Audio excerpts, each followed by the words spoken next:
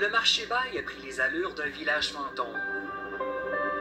Les rues sont désertes et les fenêtres de certains bars sont maintenant placardées. Le centre névralgique du tourisme dans la capitale a perdu de son charme.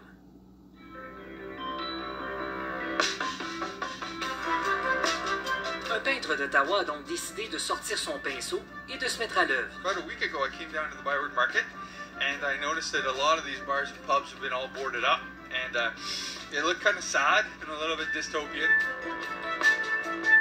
Marc Adornato est un habitué du quartier et du château Lafayette. Le passionné d'histoire voyait une occasion de laisser sa trace. I'm a huge history buff, so to actually be able to do a kind of mural during such a historic time kind of appealed to me. C'est une coïncidence, mais les images dystopiques reviennent beaucoup dans son œuvre, le masque à gaz en particulier. Comme on est en pleine pandémie, son sujet de prédilection s'est imposé, des nuances avec un message d'espoir. You know, a lot of these places that are boarded up, it looks like they may be closed forever, but they're not. Les temps sont durs pour les propriétaires de bars dans le marché Baille. Tout est fermé depuis la mi-mars et en plus, certains ont été victimes de cambriolage. La gérante du château Lafayette note une plus grande tension dans le quartier depuis le début de la pandémie. C'est un peu énervant. Tu ne sais pas qu'est-ce que tu vas rencontrer d'un coin à l'autre.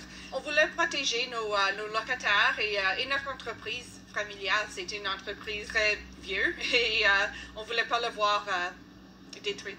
Quand Marc Adornato a offert de peindre les fenêtres placardées gratuitement, la gérante a sauté sur l'occasion et a offert de payer pour son matériel. On voulait embellir quelque chose de triste et de désolé. On voulait inspirer un peu de l'espoir que tout va retourner à normal. À 170 ans, le château Lafayette est le plus vieux bar d'Ottawa. Cette pandémie n'est rien de moins qu'un autre événement marquant de sa longue histoire. Une histoire qui continuera. Ici Kevin Sweet, Radio-Canada, Ottawa.